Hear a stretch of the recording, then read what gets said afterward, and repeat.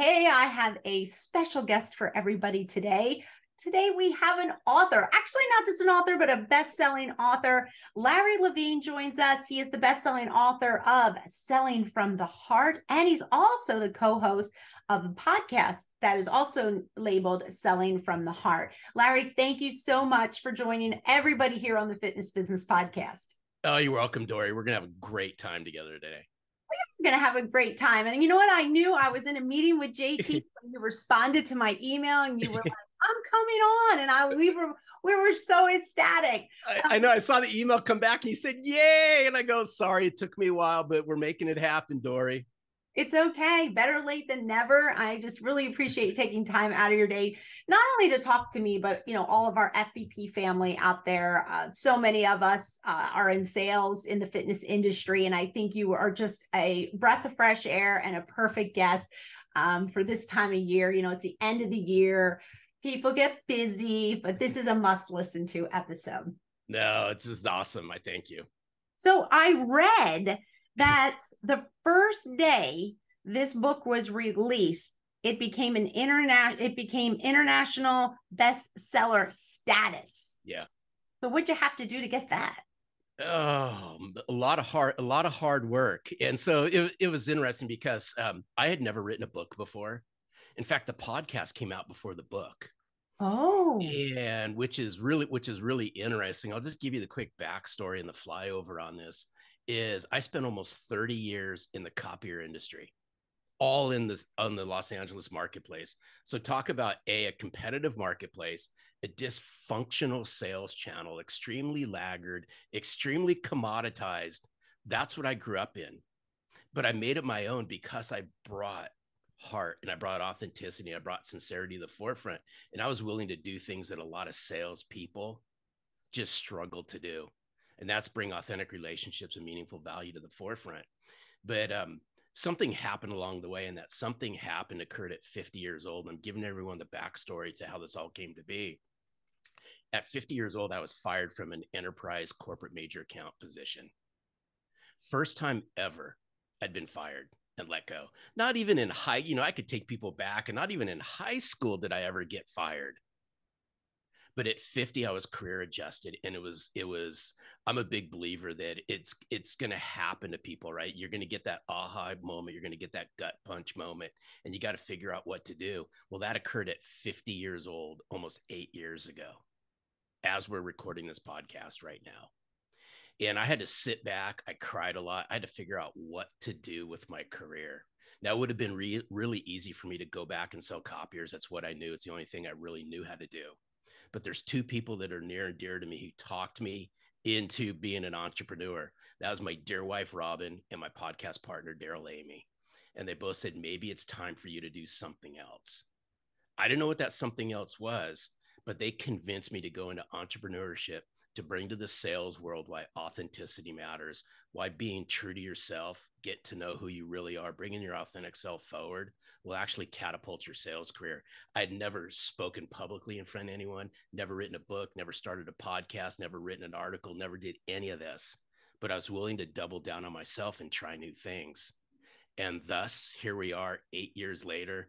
Podcast has been going 5.5 years. The book has been doing tremendously well. I just finished the rough draft of my second book, and I am just pressing the message that building authentic relationships and bringing meaningful value to the forefront, regardless of what sales channel you operate in, is mission critical to your success. Well, when I read, when I was doing my research, should I say, about you and the book and getting prepped for the podcast, I stumbled upon a sentence here that I really like, and I'd like to share with everybody. It says, selling from the heart serves up practical strategies to build trust, add value, and create deep relationships.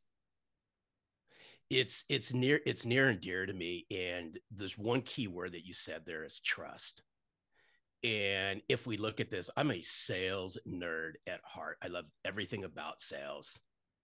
And what's completely interesting about all of this, Dori, is as I was raised, my parents still to this day, they can't stand salespeople. Just cannot stand salespeople. And the perception of sales is pretty low. But I want to play on this trust. And this is my whole entire mission here at Selling from the Heart and the movement that we're building. It's whether it's, I don't care, insert name of market research, whether that be Gallup, whether that be Gartner reports, whether those be McKinsey's, all these big research companies that are out there, they all talk about where trust sits in the sales world. Trust is at an all-time low right now in the sales world. I don't care what y'all are selling. And what's really interesting about this is year over year, it happens. But year over year, the most trusted profession out there is the nursing profession because they lead with heart and they lead with empathy. So here's what I'd like for salespeople, sales managers, general managers, sales leaders, business owners to really think about. What would it mean to you and your relationships and your business growth if you led with heart and you led with empathy? And you captured the memories and experiences of all the people that you've helped and package that all up to open up new conversations with new people, to create new opportunities to help rebuild and repair trust that is sorely, sorely lacking in this profession. I worked in sales in the fitness industry for most of my career. And it was an easy sale for me because I wholeheartedly believed. I mean, how can you not sell fitness? Like, what, you know what I mean? It's like, it's good for you no matter any way you sell it. Coming to a gym or just getting involved in any type of fitness, whether it's in a gym or even outside of the gym, is good for you. And that always made me feel warm and fuzzy inside, that I felt like I was selling a product that was going to benefit somebody without really, I mean, it's factual. Yeah, but I want to play on that and just push a little bit just for a moment, is because I applaud your thinking on this, Dori, but unfortunately, it's rare because most people, and I had a gym membership forever and a day. My son is a personal trainer and he's a power lifter. So he lives in a gym. He trains people in a gym. I see it, but I've rubbed off on him and he's done really well in this because he plays to the emotions of people and he really unpacks the why, and he unpacks why they're coming, what they'd like to accomplish. But unfortunately, is most people look at it as a means to an end, right? They know somebody's coming in and the whole entire purpose of this is to sell them a gym membership. Mm. And I don't want people to throw darts at me and speak ill will of me. I'm just speaking what I see and what I observed in the whole time that I was in a gym and I worked out.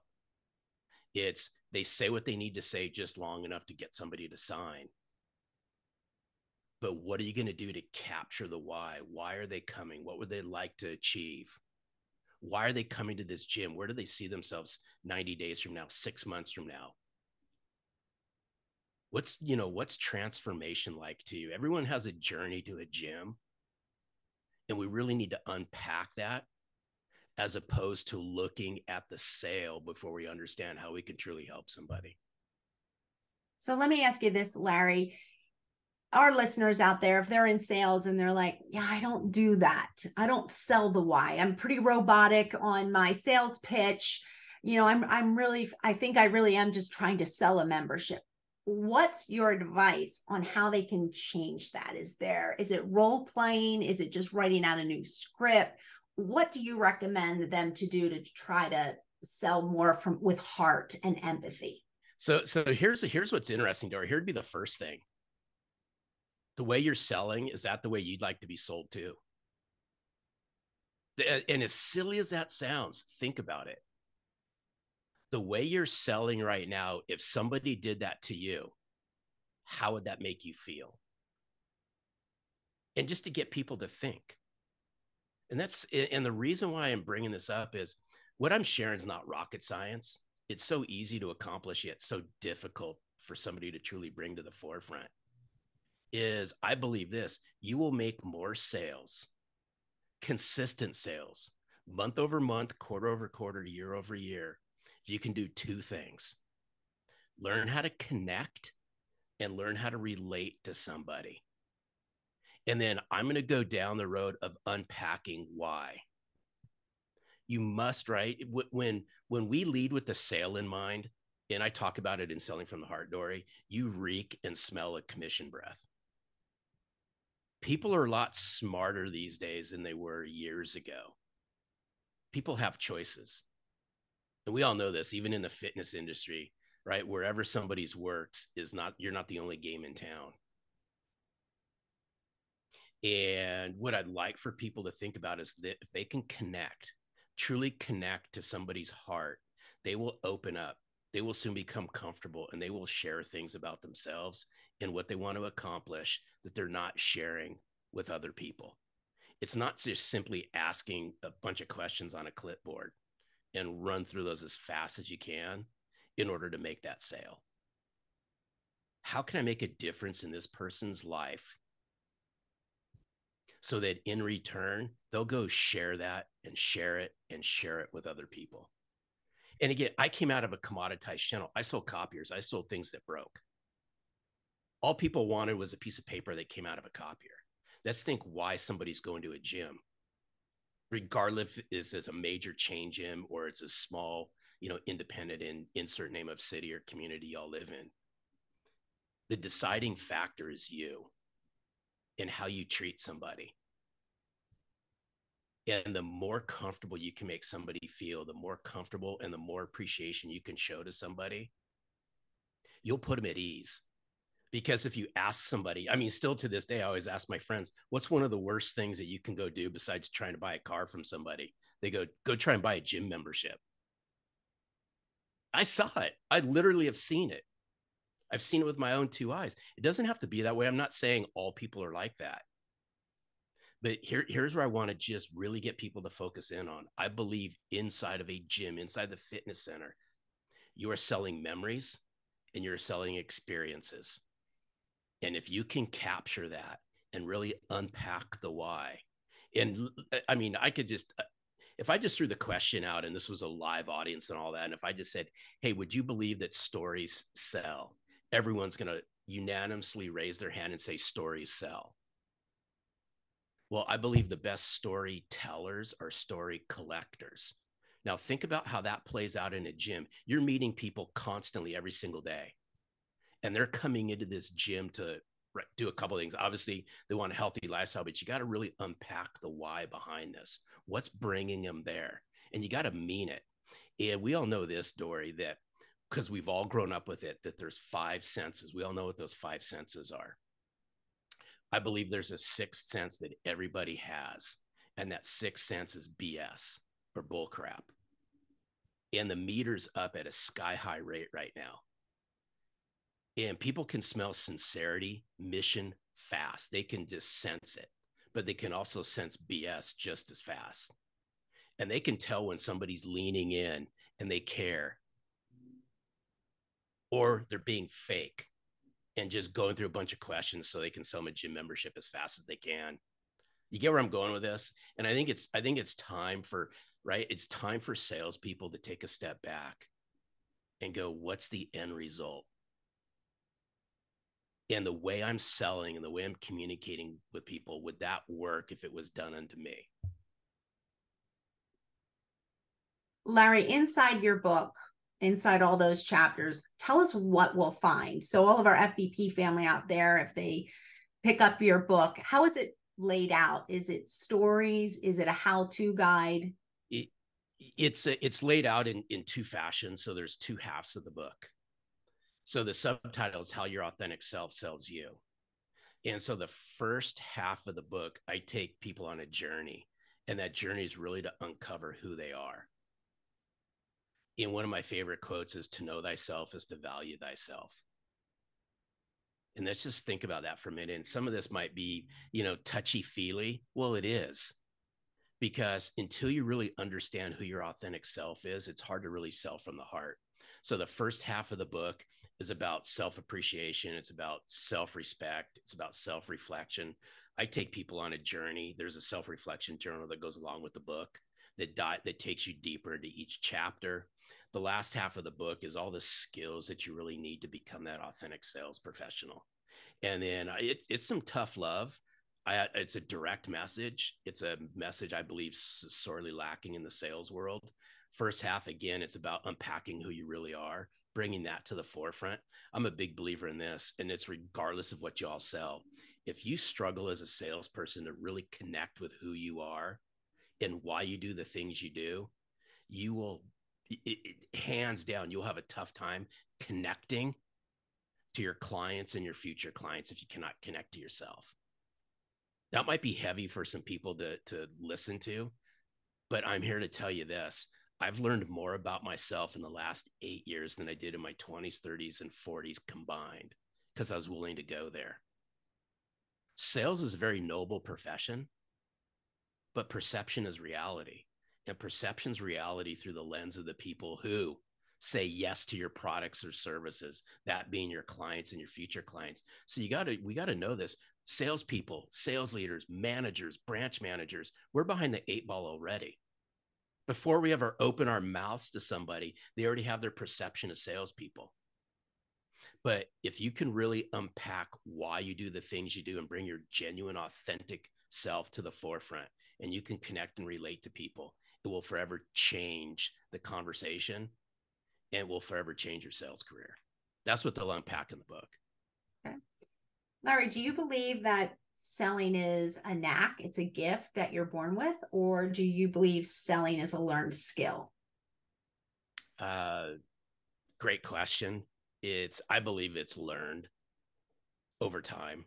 Everybody's selling. Everybody is selling something.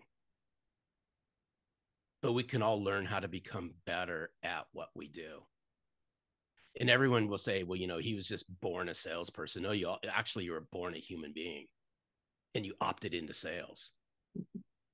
Right. I wasn't forced into sales, right? I didn't wake up, one day at 8 and 9 years old and say, hey, I think I want to become a professional salesperson. Right. It just doesn't happen. It's like, if you ask most salespeople, they just fell into it. They fell into the career of sales. Somebody they knew was successful at, and they go, I'll give it a shot. It's like, some people say, hey, I was born an athlete. No, you're born a human. You decided that you wanted to become an athlete and you doubled down on yourself. Mm-hmm. So I would say, I believe it's a learned skill. If you choose that you want to get into the world of sales, then you wake up every day with a learning mindset instead of a know-it-all mindset.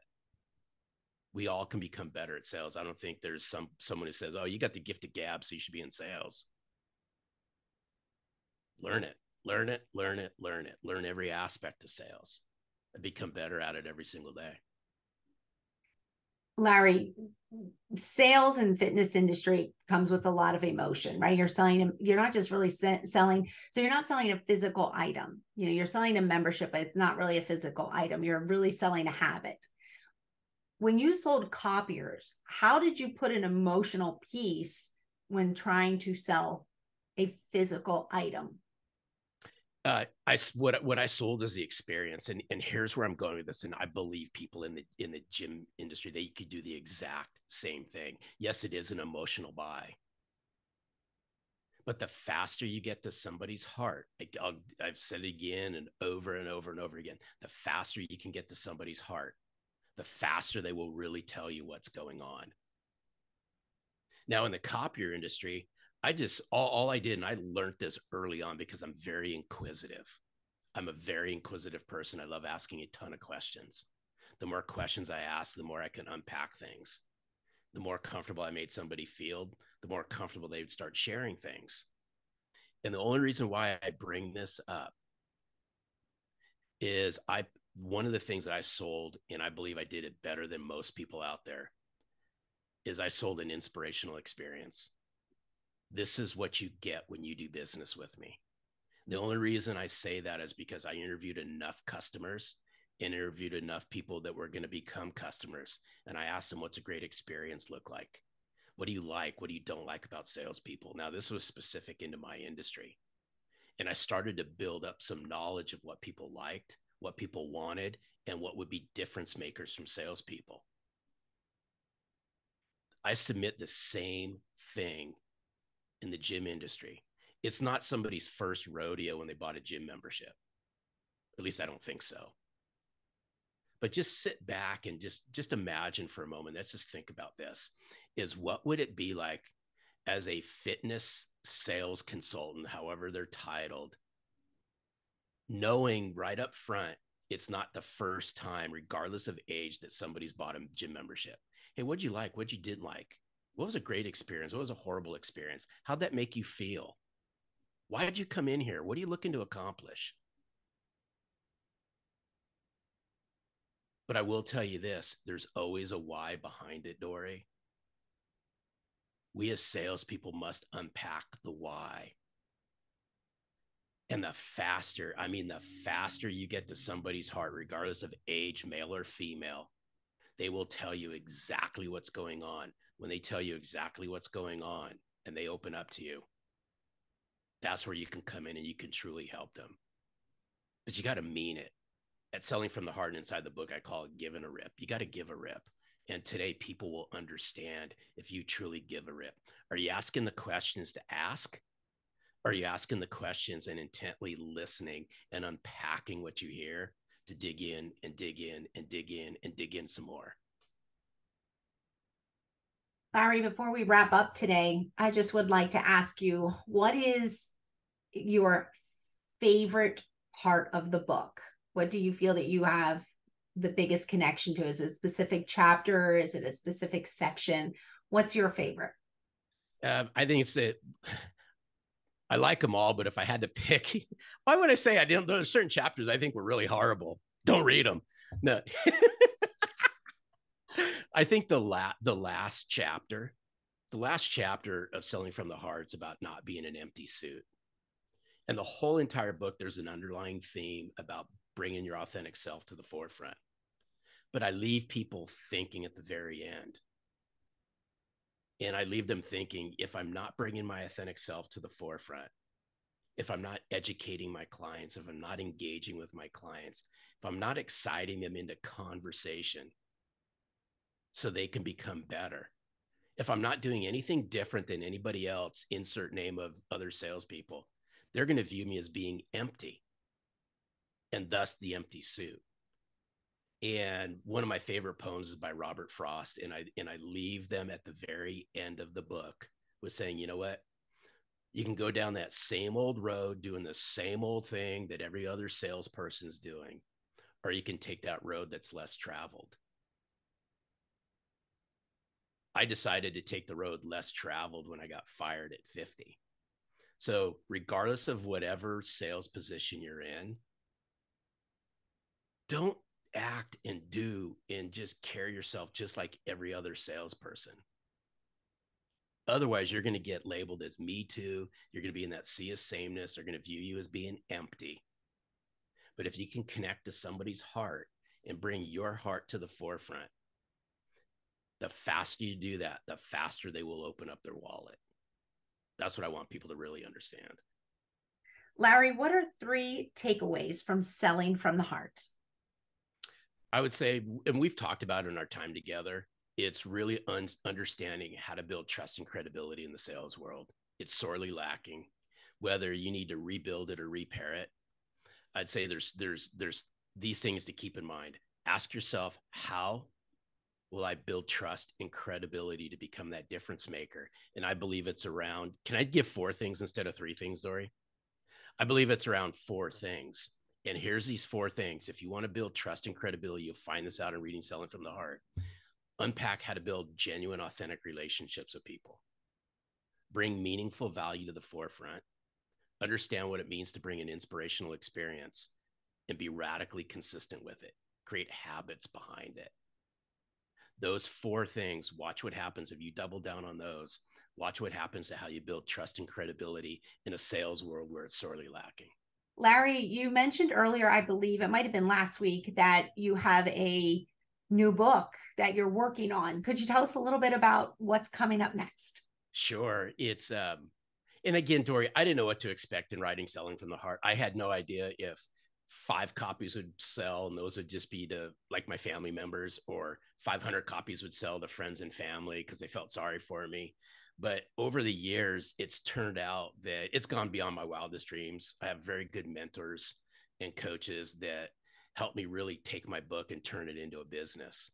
And in turning it into a business, I found that people were latching onto the message. But then everyone always said, well, Larry, you're just a one-hit wonder. What are you going to do for the sequel? And it took me a while to really sit back and go, well, where do I want to take selling from the heart? And in our conversations, we talked about trust and credibility. And that's when the light bulb went off. And I go, in order to really continue the journey around selling from the heart, it's about how do you build trust and how do you build credibility.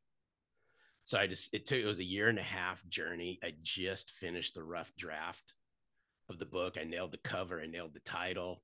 It's going to come out in probably summer to fall of 2022. And the title of the book is Selling in a Post-Trust World. And the subtitle is How Soft Skills Yield Hard Dollars.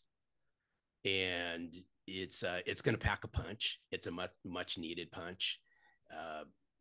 We talk about in sales how we live in in a people business, and it's all about relationships, but yet there's very few that really can unpack the people skills and the relationship building skills necessary to build trust. And that's where I'm going with this book and Selling in a Post-Trust World, is just think about what's happened the last 2-3+ years. Trust is eroded all over the world. Salespeople are the least trusted people out there. But we talk about people skills, we talk about relationship building skills, and we assume people understand how to build these. I'm here to tell you that very few truly understand how to build a true, genuine, authentic relationship. And how do you build trust in a world where they don't trust salespeople? You'll find out when you read Selling in a Post-Trust World. All right. Looking forward to it. Thanks so much, Larry.